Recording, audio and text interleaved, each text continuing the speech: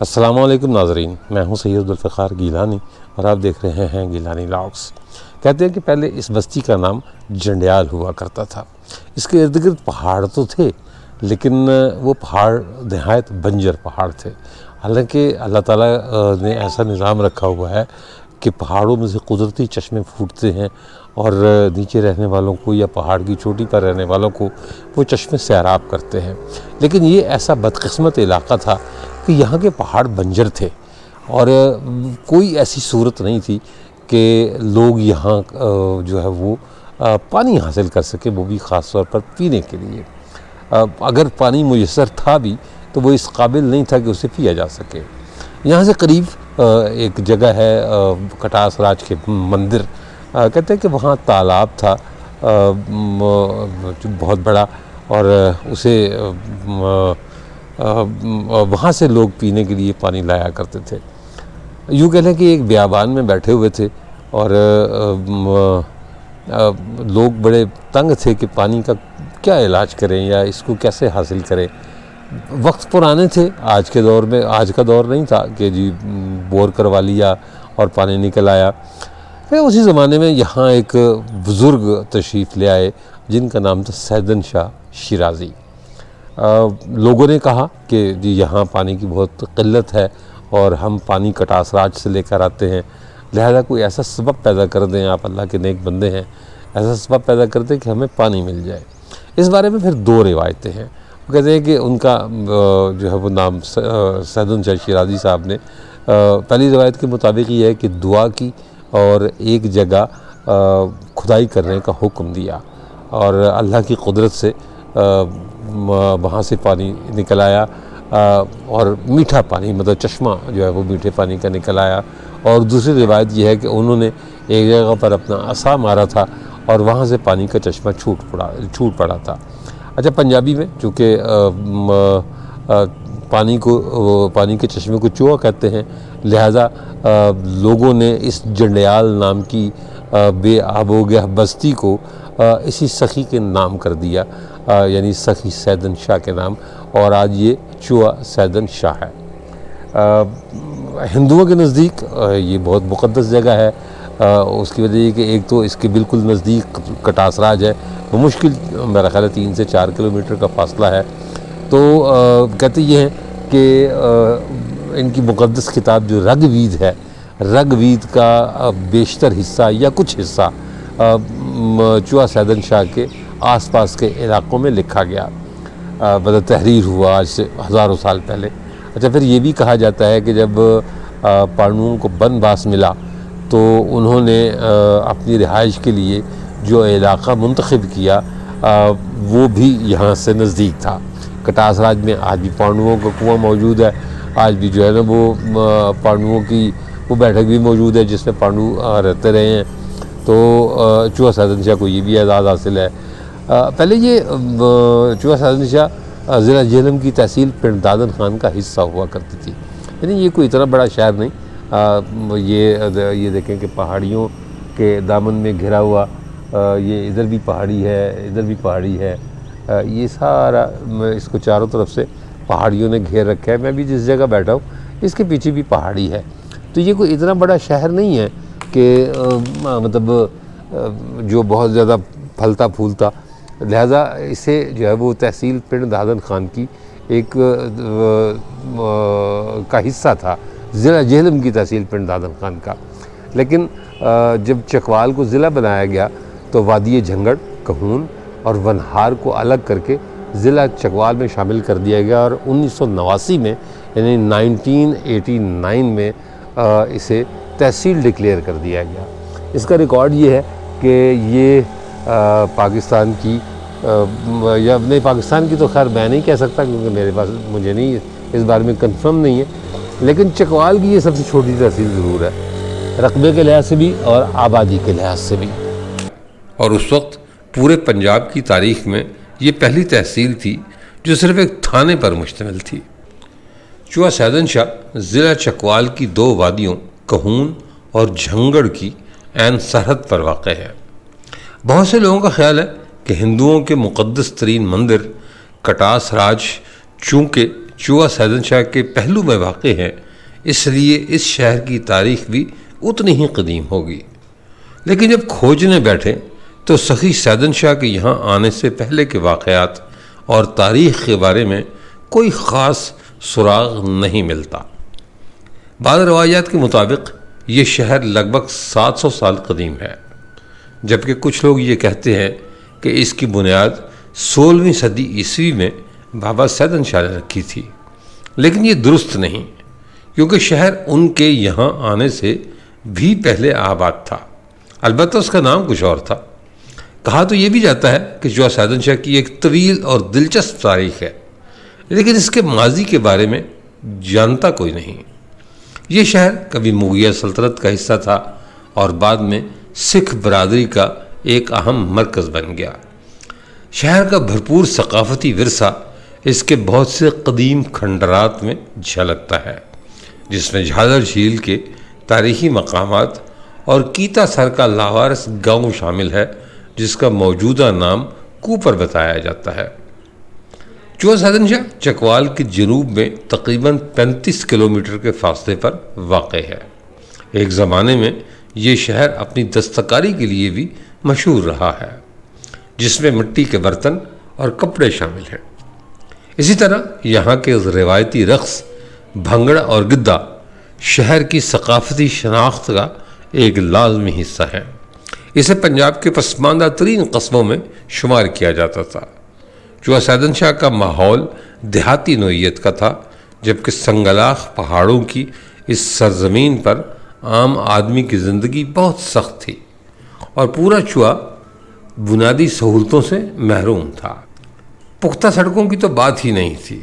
اس وقت چوا سیدن شاہ تنگ پگ ڈنڈیوں اور کچے راستوں پر مشتمل تھا، لیکن اس کے آس پاس سیمنٹ فیکٹریوں کا قیام نے چوا سیدن شاہ اور گرد و نواح کے علاقوں کو ایک نیا طرز زندگی دیا۔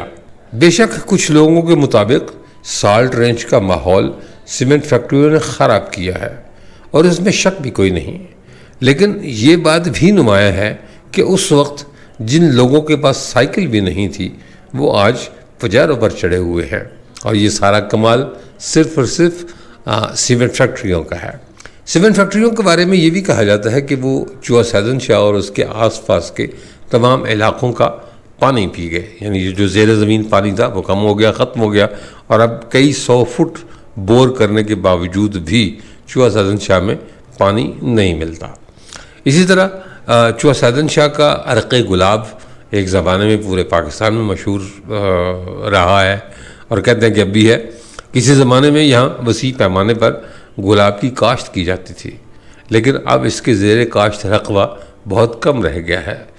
اب ساہیوال سے گلاب خرید کر چوا سیدن شاہ میں عرق گلاب تیار کیا جاتا ہے۔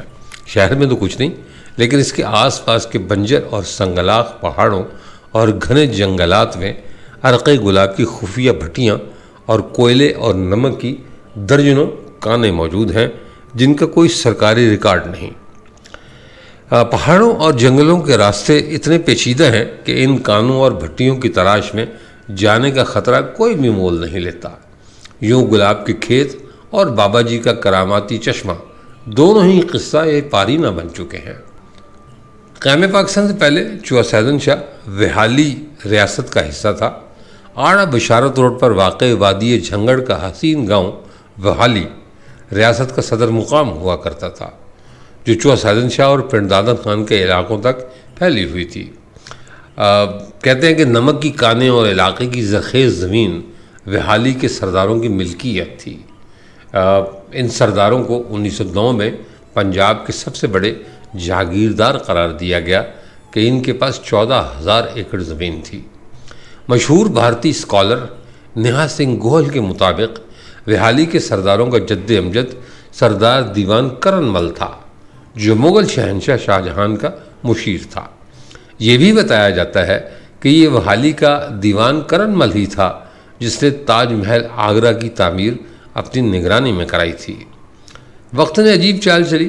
شاہ جہان کے بیٹے اورنگزیب نے دیوان کرن مل کو اس لیے موت کے گھاٹ اتار دیا کہ اس نے اسلام قبول کرنے سے انکار کر دیا تھا۔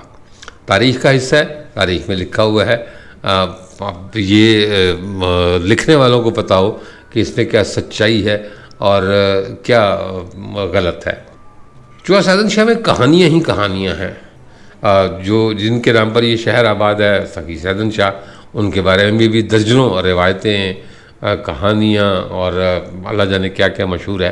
کہا جاتا ہے کہ ان کی ولادت 7 صدی پہلے شیراز میں ہوئی۔ ان کے والد سید شیر علی شاہ ایک صوفی کامل تھے اور ہمایوں کی فوج میں اعلیٰ افسر رہے، جبکہ ان کی وفات ناڑا مغلہ میں ہوئی۔ جب جوان ہوئے تو والدہ اور اہل خانہ کے ساتھ جنڈیال آ کر مقیم ہو گئے۔ شروع میں لوگوں کے مال مویشی چراتے تھے، دن کو عبادت کرتے اور شام کو واپس آتے اور لوگوں کی روحانی اور علمی تربیت فرماتے۔ چوہا سیدن شاہ کے چشمے کے بارے میں ایک روایت اور بھی بیان کی جاتی ہے کہ کشمیر کا حاکم لشکری سلطان ایک مرتبہ اپنے سپہ سالاروں اور لشکر کے ساتھ یہاں آیا۔ اس پر کچھ ایسا اثر ہوا کہ تخت و تاج چھوڑ کر آپ کی غلامی اختیار کر لی۔ کچھ عرصہ رہنے کے بعد لاغر ہوا، پوچھنے پر سبب بتانے لگا کہ یہاں کا پانی موافق نہیں۔ سخی سیدن شاہ شیرازی نے اپنی خانقاہ کے احاطے میں زمین پر عصا مارا، وہاں سے ایک چشمہ پھوٹا جس کے پانی سے اسے شفا مل گئی۔ یہ خشک چشمہ آپ کی مزار کے احاطے میں ہے اور لشکری سلطان کا مزار بھی آپ کے پہلو میں موجود ہے۔ کورونا سے پہلے اور کورونا کے بعد پاکستان میں کوئٹہ ہوٹل کھمبیوں کی طرح ہو گئے۔ کھمبیاں ہم ان چیزوں کو کہتے ہیں جو سفید رنگ کی ہوتی ہیں، پکا کے کھائی بھی جاتی ہیں اور برسات کے بعد میدانی علاقوں میں کثرت سے اگتی ہیں۔ تو اگر کسی شہر میں کوئی ایک آدھ کوئٹہ ہوٹل تھا تو دیکھتے ہی دیکھتے اس شہر میں 400-500 کوئٹہ ہوٹل بن گئے۔ لیکن چوہا سیدن شاہ وہ بدقسمت شہر ہے جس میں کوئی کوئٹہ ہوٹل نہیں ہے۔ ہم نے ڈھونڈ ڈھانڈ کر ایک خیبر پختونخوا ہوٹل تلاش کیا ہے۔ اسے ہم نے کہا کہ یار جو ہے وہ انڈے بنا دو، مطلب آملیٹ بنا دو، اور وہ ناشتہ جو ہے وہ ہم نے کرنا ہے تو پراٹھے بنا دو۔ تو ان صاحب نے جواب دیا کہ جی انڈے نہیں بن سکتے۔ میں نے کہا کیوں؟ خیر، کہتے ہیں وہ انڈے ٹوٹ جاتے ہیں، اس لیے جو ہے نا وہ آملیٹ نہیں بن سکتا۔ تو میں نے کہا یا اللہ کے ولی، جب وہ اندر پیٹ میں جائیں گے یا منہ میں جائیں گے تب بھی تو ٹوٹ جاتے ہیں نا۔ تو یہ جناب آملیٹ آیا ہے، کوئٹہ ہوٹل تو نہیں ملا، خیبر پختونخوا ہوٹل ہمیں ملا ہے۔ یہ انڈے ہیں، وہ مطلب جس کے لیے وہ ڈر رہا تھا کہ وہ ٹوٹ جائے گا، اور یہ جناب ہم نے چنے کی پلیٹ منگائی ہے، اور یہ الحمدللہ یہ پراٹھے منگائے ہیں اور کرنے لگے ہیں ناشتہ تاکہ اگلے آج کے دن کا پورا آغاز کر سکے۔ یہ جو آپ کو ایک وہ کیا کر رہے تھے، یہ ہیولا سا بیٹھا ہوا نظر آ رہا ہے، شکل تو نظر نہیں آ رہی کیونکہ روشنی باہر سے اندر آ رہی ہے، یہ جناب محمد علی صاحب ہے۔ تو محمد علی صاحب شروع کریں ناشتہ، یہ ٹوٹا ہوا انڈا کھائیں، وہ ڈر رہا تھا کہ جو انڈا ٹوٹ جائے گا اس لیے میں انڈا بناتا نہیں ہوں۔ محمد علی کہہ رہا ہے کہ میں بھی سوچ رہا ہوں کہ کھاؤں یا نہ کھاؤں، ایسا نہ ہو کہ یہ مزید ٹوٹ جائے۔ میں اس سے پہلے کئی بار کٹاس راج آیا اور دائیں بائیں کے علاقے بھی میں نے گھومے، کٹاس راج کے ولاگ بھی میں نے کیا، بلکہ 2 ولاگ کیے جو آپ دیکھ چکے ہیں۔ لیکن چوہا سیدن شاہ میں رات گزارنے کا یہ میرا پہلا موقع تھا۔ میں مطلب اس ولاگ کے توسط سے جو چوہا سیدن شاہ میں جو لوگ آتے ہیں ان سے ایک درخواست کروں گا کہ جب بھی وہ کسی ہوٹل میں ٹھہریں تو ان سے سارے معاملات پہلے طے کر لیں۔ یہاں کوئی بہت زیادہ ہوٹل نہیں ہے، مطلب جب میں نے کل ہوٹل کی تلاش شروع کی تو مجھے یہ بتایا گیا جی کہ ہم 500 روپے لیں گے، 2 چارپائیاں آپ کو ڈال دیں گے، اوپر ایک پنکھا چلے گا اور آپ رات گزار لیجئے گا۔ لیکن ظاہر سی بات ہے کہ سارا دن گرمی میں کام کرنے کے بعد کم از کم رات آپ کو سکون کی ملنی چاہیے۔ یہاں ایک ہی اچھا ہوٹل ہے، جب آپ کٹاس راج کی طرف سے آتے ہیں یا کلہر کہار کی طرف سے آتے ہیں تو آپ کے سیدھے ہاتھ کو پڑتا ہے۔ میں اس وقت اسی ہوٹل کی بالکنی میں بیٹھا ہوا ہوں۔ تو میں نے کچھ دن میں دوپہر کے وقت یہاں باقاعدہ بکنگ کرائی، کیونکہ کوئی پتہ نہیں تھا کہ واپسی کتنے بجے ہونی ہے، ہم نے کام سے جانا تھا، اور یہ بھی کنفرم نہیں تھا کہ جب آئیں گے تو ہوٹل کا کوئی کمرہ خالی ملے گا یا نہیں ملے گا۔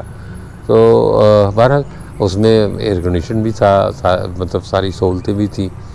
مجھے اس وقت تو خیر کرایہ کوئی اور بتایا گیا، جب میں نے اس کی بکنگ کرائی لیکن ساتھ مجھے یہ بتا دیا گیا کہ اے سی جو ہے وہ رات کو 10 سے صبح 6 بجے تک چلے گا. میرے لیے کوئی مطلب مسئلہ نہیں تھا، ظاہر سی بات ہے ہم نے رات کو سونا ہی تھا نا. لیکن 10 بجے وہ صاحب اے سی کا ریموٹ بغل میں دبا کر میرے پاس آ گئے، اور مطلب جو ہوٹل کے کیئر ٹیکر تھے، تو انہوں نے مجھے کہا کہ جی اے سی کے پیسے الگ ہوں گے اور روم کے پیسے الگ ہوں گے، یعنی روم رینٹ میں اے سی چلنے کے جو پیسے ہیں وہ شامل نہیں ہیں. تو وہ کم از کم جو روم رینٹ تھا اس سے بھی کوئی 1000-1500 روپے زیادہ جو ہے وہ مجھے پیسے بتائے گئے. تو لہٰذا چوہا سیدن شاہ میں آپ آئیں، ضرور آئیں. اچھا شہر ہے، برا نہیں ہے. آپ چھوٹا سا شہر ہے، میرا خیال ہے گھنٹے ڈیڑھ میں اسے گھوم لیں گے. لیکن اگر آپ نے یہاں رات گزارنی ہے تو ایک ہی اچھا ہوٹل ہے، اور اگر وہاں بھی جائیں تو سب سے پہلے جو کام آپ نے کرنا ہے وہ ان سے پوچھنا ہے کہ بھائی اگر اے سی چلا کے دو گے تو اس کے پیسے الگ ہوں گے یا روم رینٹ میں شامل ہوں گے. الحمدللہ میں نے پورے پاکستان کا وزٹ کیا، بہت سارے شہروں میں گیا، کئی ولاگ کیے، اور کئی شہروں میں تو میں کئی دن رہا. لیکن جس صورتحال کا سامنا مجھے یہاں کرنا پڑا، یعنی چوہا سیدن شاہ میں، وہ بھی ہوٹل روم کے معاملے میں، میرے لیے ایک نئی بات تھی. لہذا آپ جتنے بھی میری ویورز ہیں، اگر وہ چوہا سیدن شاہ آئیں، یعنی کٹاس راج دیکھنے کے لیے آئیں، تو اگر ان کا موڈ ہو یہاں رکنے کا، پرفضا جگہ ہے، اچھی جگہ ہے، ماحول اچھا ہے، مطلب آب و ہوا بہتر ہے، تو ہوٹل کا کمرہ جب بھی آپ کسی بھی ہوٹل میں بک کروائیں، ہوں گے اور 2-4 ہوٹل ہوں گے، لیکن جو سب سے اچھا ہوٹل ہے وہ یہی ہے جہاں میں جس کی بالکنی میں بیٹھا ہوں. تو وہ ہوٹل کا کرایہ جو ہے وہ ان سے بطور خاص ڈسکس کر لیں، پوچھ لیں کہ بھائی جان اس میں اے سی کا جو ہے وہ بل بھی شامل ہے یا نہیں ہے. یہ دربار عالیہ حضرت سخی سیدن شاہ شیرازی چوہا سیدن شاہ، جن کے نام پر چوہا شہر آباد ہے. ایک روایت یہ بھی بیان کی جاتی ہے کہ جب آپ یہاں تشریف لائے تو اس وقت یہاں سکھ طاقت میں تھے، لہذا آپ جب لوگوں نے شکایت کی کہ یہاں پینے کا پانی نہیں ہے تو آپ سکھوں کے پاس گئے، کٹاس راج، کیونکہ کٹاس راج پر اس وقت سکھوں کا قبضہ تھا. امرت کنڈ اس تالاب کو کہتے ہیں جو کٹاس راج کے درمیان میں واقع ہے. تو آپ نے جو ہے وہ سکھوں سے یہ درخواست کی کہ ہمیں اپنے شہر کے لیے یعنی جھنڈیال کے لیے پانی چاہیے.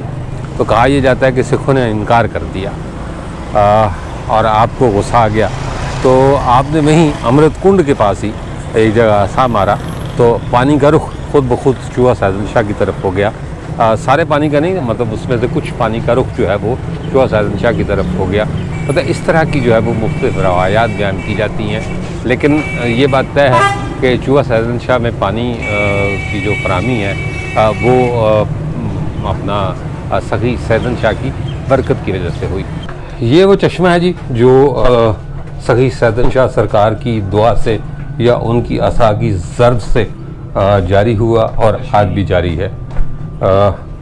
اس جو ہے وہ نہیں تو اس میں سے پانی خشک ہو گیا ہوگا، اب تو اس میں پانی خشک ہو گیا، یہ گندگی کے ڈھیر بن گیا ہے. اچھا، نہیں تو اب اس کا کیا فائدہ؟ پانی کا آپ لوگ کہاں سے لیتے ہیں؟ یہ پانی ابھی پانی والا تو سسٹم ہی ختم ہو گیا. جب سے یہاں سے فیکٹریاں لگی ہیں نا، جو یہ ساتھ ہمارے گاؤں میں فیکٹریاں لگی ہیں، تو پانی جو ہے وہ سارے کا سارا جو ہے وہ چوس لیا ہے فیکٹریوں نے.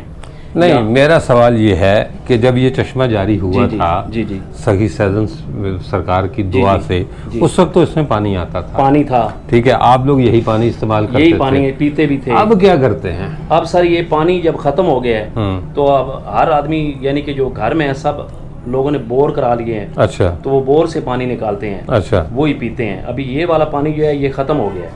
ٹھیک ہے، یہ بس صرف ایک رہ گیا ہے ایسا کام جو ابھی سامنے ایک نظر آ رہا ہے. بھئی یہ جو چیز ہے یہ پڑی ہے. آپ کا نام کیا؟ میرا نام شاہد ہے.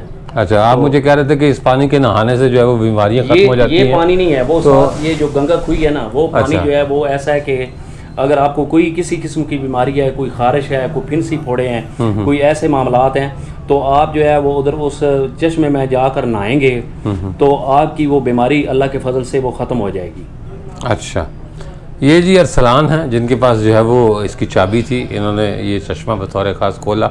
یہ پرانے وقتوں کی یادگار ہے، کوئی اس میں حیرت کی بات نہیں کہ اگر یہ خشک ہو گیا ہے.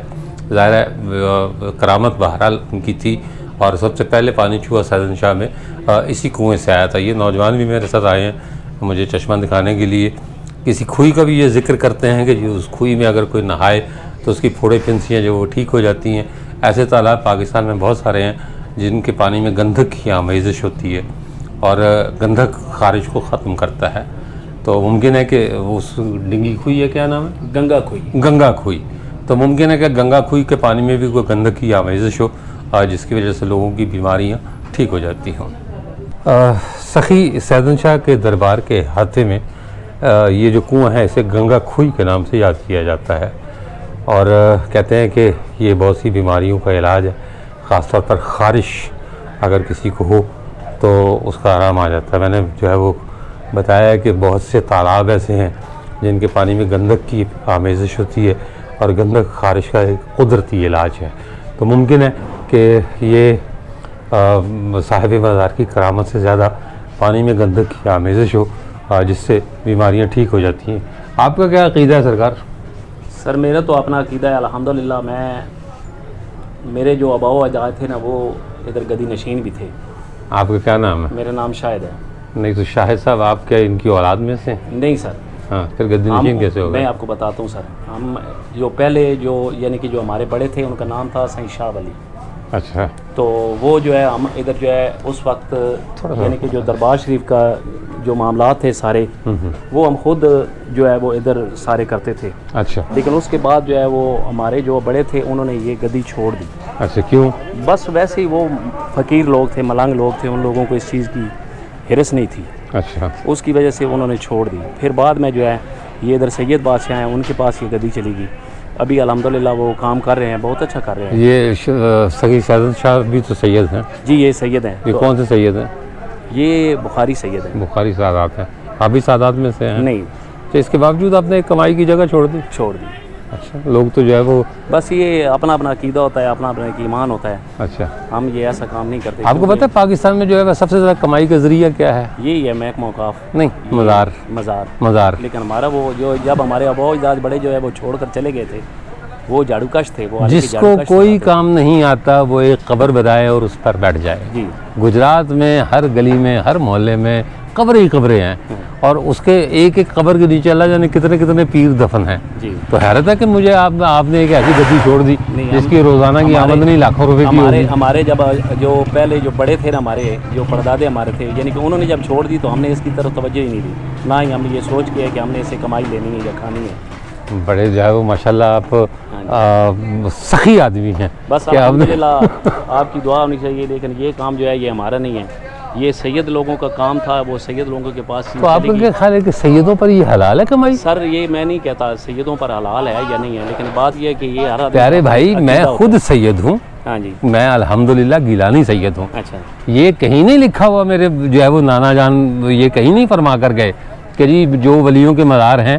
ان پر میری اولاد جا کر بیٹھ جائے اور راتوں رات امیر ہو جائے، پراڈو میں گھومے، اور ان کے مرید جو ہے وہ آ کے ان کو نذرانے پیش کریں اور سادات ان کے نذرانوں پر عیاشی کریں۔ یہ کہیں نہیں لکھا ہوا، یہ غلط بات ہے جو سیدوں کے ساتھ آپ منسوب کر رہے ہیں نا، یہ سادات کا حق ہے، کسی کا حق نہیں ہے، غلط بات ہے۔ اگر یہ حق ہوتا تو سب سے زیادہ سید مسجد نبوی میں جو ہے وہ سر آقا جی کے روزے پر بیٹھے ہوتے۔ بے شک، میں اس بات کو نہیں مانتا، لیکن یہ اپنے ایک عقیدے کی بات ہے جو ہمارے یعنی کہ جب جو بڑے تھے وہ چھوڑ کر جب چلے گئے نا تو ہمارا تو یہ سسٹم ہی نہیں تھا کہ ہمیں اس کی طرف دیکھتے بھی۔ یہ نہ کہیں کہ یہ سیدوں کا حق ہے، سیدوں کا کوئی حق نہیں ہے۔ سیدوں کا حق تبلیغ کرنا ہے، لوگوں کو جو ہے وہ رشد و ہدایت جو ہے وہ دینا ہے، سیدھا راستہ دکھانا ہے۔ وہ یہ کہتے ہیں نا کہ ہم یہاں دنیا میں بھی ضامن ہیں، آگے بھی ضامن ہیں، پہلے اپنی ضمانت تو کرا لو، اس کے بعد آگے جا کے ضامن بن جانا۔ پہلے اپنے کرتوت ٹھیک کر لو، جو مزاروں کی کمائیوں پر پلتے ہیں سید، وہ پہلے اپنے جو ہے وہ کرتوت ٹھیک کریں، اس کے بعد وہ ضامن بنے آگے جا کر۔ اور یہ کوئی اور نہیں کہہ رہا، یہ ایک سید کہہ رہا ہے آپ کو۔ بہت اچھی بات ہے۔ چلیں بہرحال بہت شکریہ آپ کا، خوش رہیں، سلامت رہیں۔ میں جب سخی سیدن شاہ کے دربار پر آیا تو بہت سے ماشاءاللہ نوجوان بچے بزرگ میرے آس پاس اکٹھے ہو گئے اور یہ بھی کوئی بات کرنا چاہتے ہیں۔ جی بولیں، آپ کا نام کیا ہے؟ جی محمد مشتاق نام ہے ہمارا، جو حسین شاہ سے بول رہے ہیں۔ یہ حضرت سخی سیدن شاہ شیرازی کا دربار ہے جی، یہاں پہ کافی لوگ آتے ہیں سلام کے لیے۔ यहाँ मैं अपने नाज़रीन को ये बता दूँ कि میں نے مزاروں کے ولاگ کرنے چھوڑ دیے ہیں. اس کی وجہ یہ کہ جب میں کسی صاحب کرامت کی کرامت بیان کرتا ہوں, کسی ولی اللہ کی کرامت بیان کرتا ہوں, تو یہ آج کی قوم, آج کی نسل فیس بک کی نسل ہے, سوشل میڈیا کی نسل ہے. یہ شاید اس بات کو تسلیم کرتے ہیں جو سامنے نظر آتی ہے, لیکن میں ان کے لیے یہ پیغام دینا چاہتا ہوں کہ کرامت برحق ہیں, اور کوئی بھی کرامت یا کوئی کسی نبی کا معجزہ اللہ تعالیٰ کی مرضی کے بغیر رونما نہیں ہوتا. جو نبی کے ہاتھوں ہو وہ معجزہ ہے, اور جو ولی کے ہاتھوں ہو وہ کرامت ہے. لیکن یہ سارے کا سارا اللہ تعالیٰ کی رضا پر منحصر ہے, کیونکہ کوئی بھی ولی مقام رضا سے اترنا پسند نہیں کرتا. لیکن چونکہ لوگ طرح طرح کے کامنٹس کرتے تھے, اور بعض اوقات مجھے یہ محسوس ہوتا تھا کہ میں یہ کرامتیں بیان کر کے کہیں نہ کہیں یا تو گناہگار ہو رہا ہوں, یا جو لوگوں کو میں جواب دیتا ہوں ان سے لوگوں کی دل شکنی ہو رہی ہے. اس وجہ سے میں نے جو ہے وہ ولاگ کرنے بند کر دیے, چھوڑ دیے اولیاء کرام کے, اور کوشش یہی ہوتی ہے کہ میں مزارات سے بچ کر چلوں. اس کی کوئی اور وجہ نہیں ہے, صرف یہ کہ میرے ولاگز جو ہے وہ ظاہر تاریخ پر ہوتے ہیں. لیکن یہ حقیقت ہے کہ جیسے ہندو مذہب کی روایتیں اب تاریخ کا حصہ ہیں, اسی طرح اولیاء کرام کی کرامتیں بھی تاریخ کا حصہ ہیں. لہذا انہیں تسلیم کیجیے, کیونکہ یہ سارا کچھ اللہ تعالیٰ کی رضا سے ہوتا ہے. اس کے ساتھ ہی اجازت دیجیے, انشاءاللہ تعالیٰ اگلے ولاگ میں دوبارہ ملاقات ہوگی. تب تک کے لیے اللہ حافظ.